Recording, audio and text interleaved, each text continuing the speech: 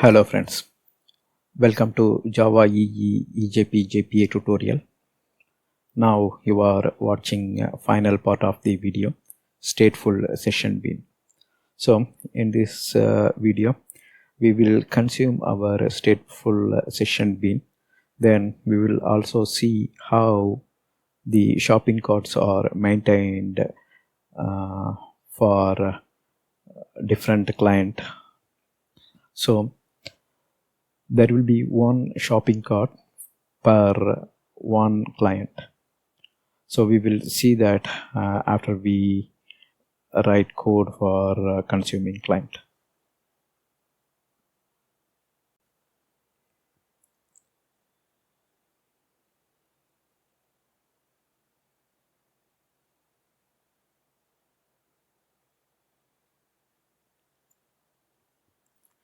These are all the slides from previous parts.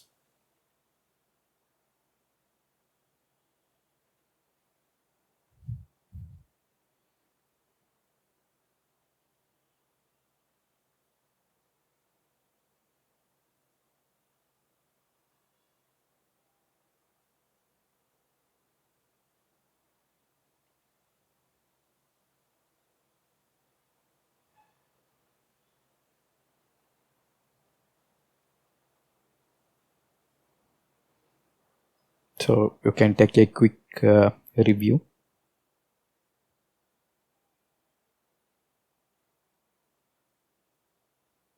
All right, now we will proceed.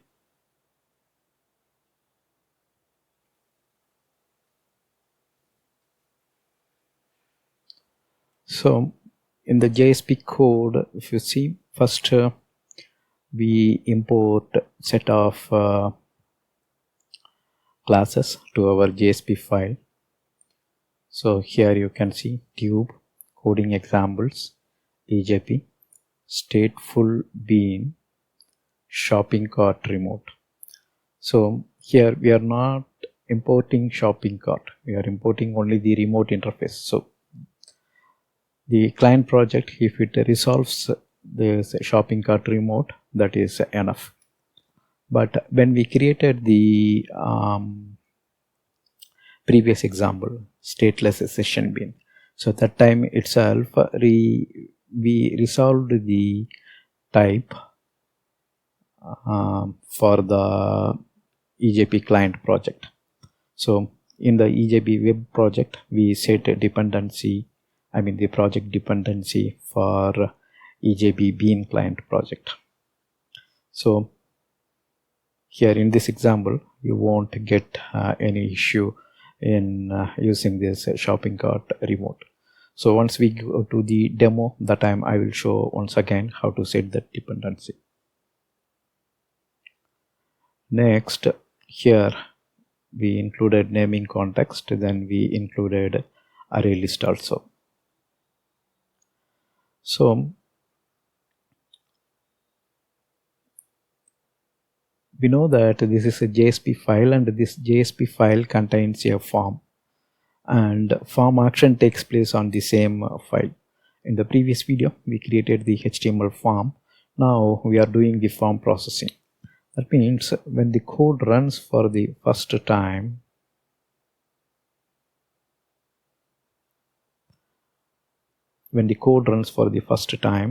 we won't have any session attribute for session shopping cart, because this is the first time the code is running and there is no session variable, or the session is not yet initialized. So session.get attribute session shopping cart, this will return null. So we will get inside here for the first run. So for second run, we will not come here. So when the JSP file is run for the first time it will display the form. During that time itself, we will come inside, and if you see here, we are creating the initial context. For that only, here we imported javax.naming.initial context. So this initial context object is useful to perform the lookup. Here if you see, initial context object name is ct dot lookup, and this one we grabbed it from the console.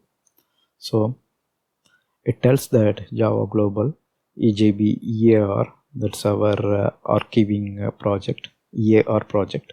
Inside that EJB Bean, and inside that shopping cart, the implementation class. Then we specify the package name tube, coding examples, JSP Stateful Bean. Previously we used a stateless bean, right? This time we used a stateful bean. Then shopping cart remote, and it will return an object, and we are typecasting it to shopping cart remote. So the object it will return is the shopping cart. So this is the object it will return. Proxy it will return actually. So we are typecasting it to shopping cart remote, and then we are holding that inside the scart variable, shopping cart variable. After that, if you see, we are setting the session attribute. The session attribute name is session shopping cart, and we are setting our proxy to this shopping cart. So in the previous video we talked about what is proxy and what is the real object that is living in the server. So as long as this proxy is alive, the real object in the server also will be alive. Alright, now let us think about the second run. So there are 4 buttons in the HTML, right? HTML form. So once a user clicks any of those 4 buttons, that is nothing but a form submit button.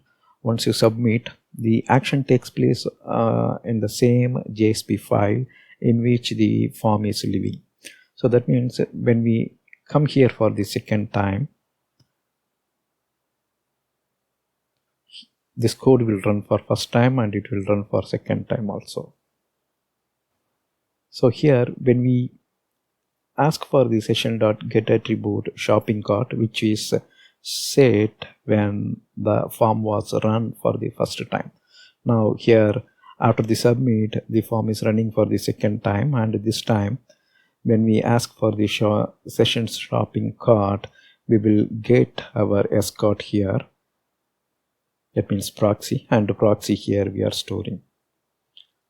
So the context, scart context here is inside this if, but we set a session attribute so that in the next request also we can retrieve this shopping cart. So through session.getAttribute method, we retrieved that shopping cart and we are storing that inside the cart. So this runs for the second time, and second time we will not get inside here. So we won't create, since cart is not null, we will not come here. So there will be only one proxy which was created in the previous request, right? Otherwise in server, if we create it one more time, then server will create one more object. All right, now here since we did the lookup for only one time, and the same proxy here we are retrieving it using the session attribute, there will be an associated object in the server. All right, now let's go to the next slide here. So this is the mechanism of initializing the object on the server. So in server there will be an object, and here in the client there will be a proxy, and the proxy we stored that in the session attribute, and from session attribute we are retrieving it. So the proxy name is cart. So this is the object on the client side, proxy object. So the proxy object actually contacts the server object. So in client perspective, it looks like they are making call to the function on the local object itself, but it is actually delegated to the server, to the real object through this proxy. Now we actually go for the form processing. So the text box is named as purchased, right? So we use request.get parameter, and here we get the string of whatever we entered in that text box. Next, cart action. So cart action, if you see, we named all our submit button. That means all 4 submit button with the cart action. That's the name. Value, it will be different. So that's what here the get parameter will return. So value here we will store in the cart action. So the cart action will tell us whether it is clearing the cart or adding a product to the cart or removing the product or listing all the product. So first we are checking cart action is not equal to null. Why? Because here when the form is running for the first time, these request parameters will return null. So that's why we are checking there is actually a cart action. That means user actually clicked the submit button, any 4 of the submit button, cart action button I mean. Inside, so you can have a quick look at the form here. Purchase it, right? We named our text input item as purchased, and if you see there are 4 submit button and we named it as cart action, cart action, cart action, cart action. That's why request.get parameter, when you say cart action, if it, let's say user actually clicked this button, so the button is name is cart action, but value associated to that is remove from cart. So that's what we are going to check here. So this also we already saw how the form displays. So cart action dot equals ignore case add to cart.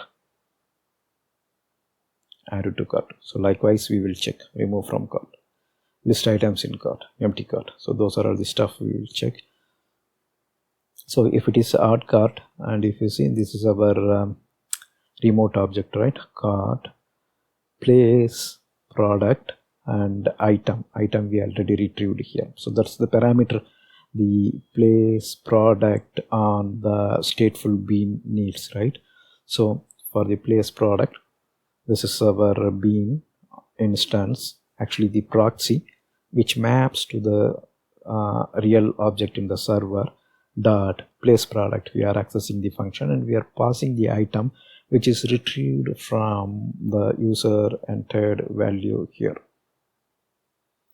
All right. Then here in the println we are making h3 element item, the string dynamic content added to the cart. We are just displaying that. Next, if you see, we make use of other bean function, remove product item we are passing, then some message we are printing. Next, equal ignore case empty cart, clear cart. So that's the function. These are all the bean functions, right? Remove product, place product, remove product, clear cart. These are all the functions exposed by the remote interface. So then when cart action is list items in cart, then we say list of items in the cart. This is just a static text. Here we are forming a ordered list, and ordered list we are ending it. Then this is our bean method, list cart items. We know that it will return array list of strings. So we are holding that here, the array. Then we are forming a for loop, string cart items, this is collection, single item.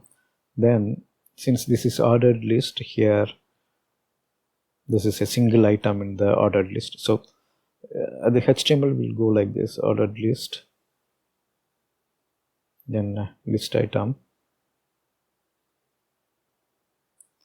Likewise it will go. After that ordered list will end. So when will this code run list cart items? When user clicks this list item in cart, that time we need to list all the items added to the cart, right? That's why here we are asking the bean to give us all the shopping cart items, so it gives those in terms of array list. Then here we are iterating the array list and we are forming a ordered list. These are all the HTML static content. OL we are ending list item, and inside list item, so this is the dynamic part, right? And the dynamic part is here. So out.println string, right? This is a collection of array, so for each array we are adding that here. Each array item we are adding it as a list item. All right, that's all here in the form processing. Now we will go to the code and implement it.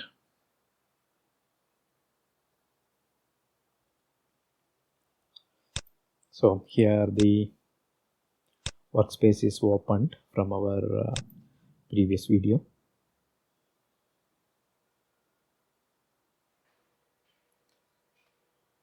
So this is our shopping cart.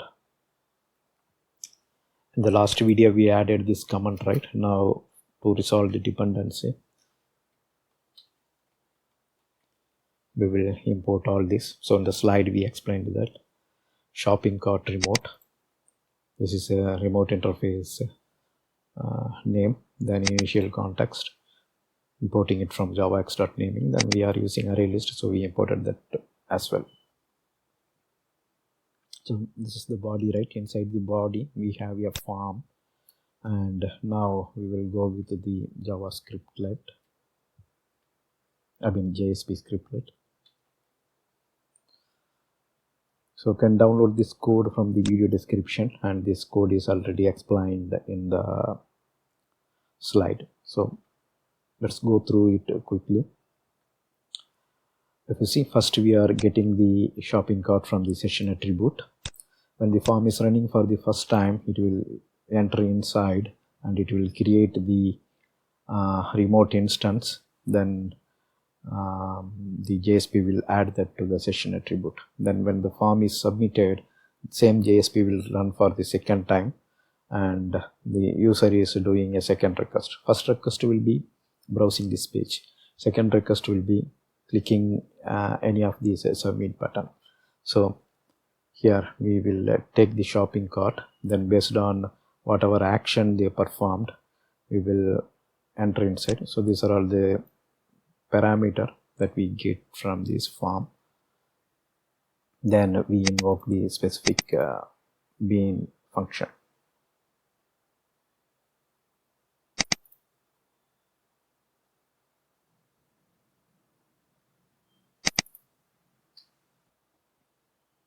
So that's all here. Now we will add this.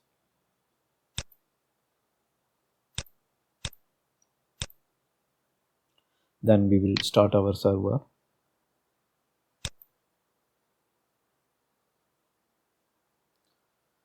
The server is starting. In the meantime, we will open Internet Explorer and Edge.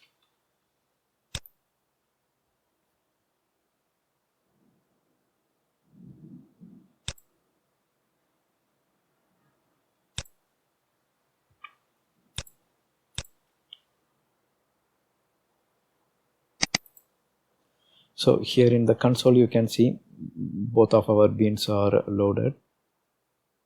One is stateless and another one is stateful. One is stateless and another one is stateful.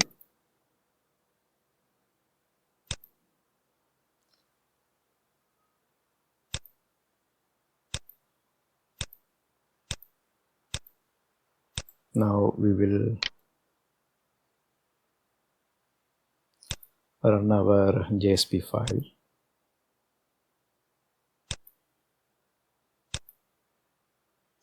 So we are seeing started and synchronized, right? Let's wait for the JSP to come up.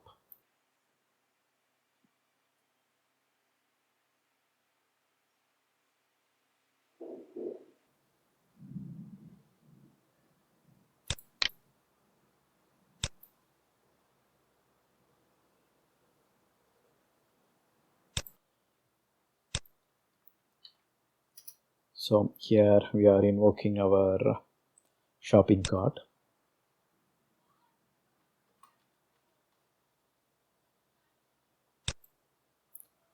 So first we added milk.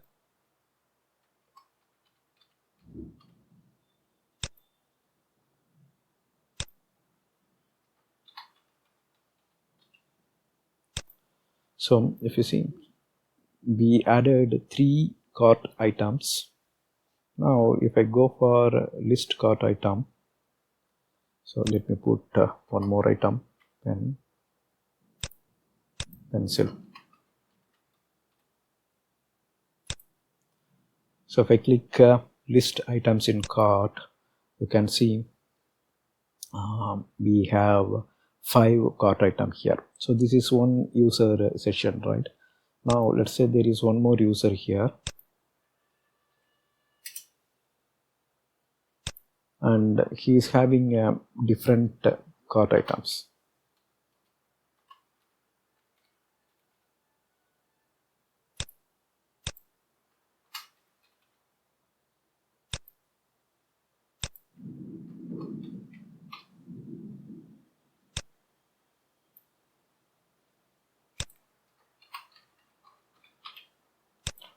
So when I click list items in cart, you can see the cart item is different for these 2 sessions.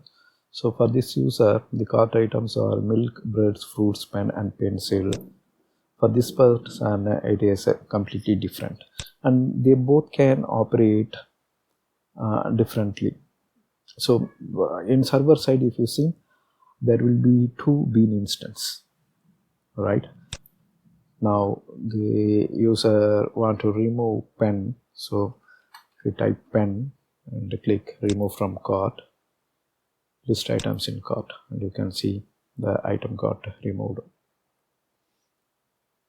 So empty cart will empty all the item, and then when I say list cart item, nothing will get displayed.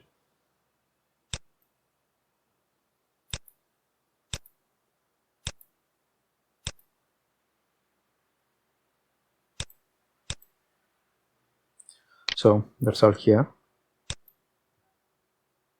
So activation and passivation are controlled by the Wildfly itself. So it depends on how many client requests is there and what is the memory requirement. Based on that, it performs activation and passivation for this shopping cart bean. So we stopped this. Now we can remove it. We'll check it's undeployed. So we see undeployed. Remove it. And then I'm stopping it.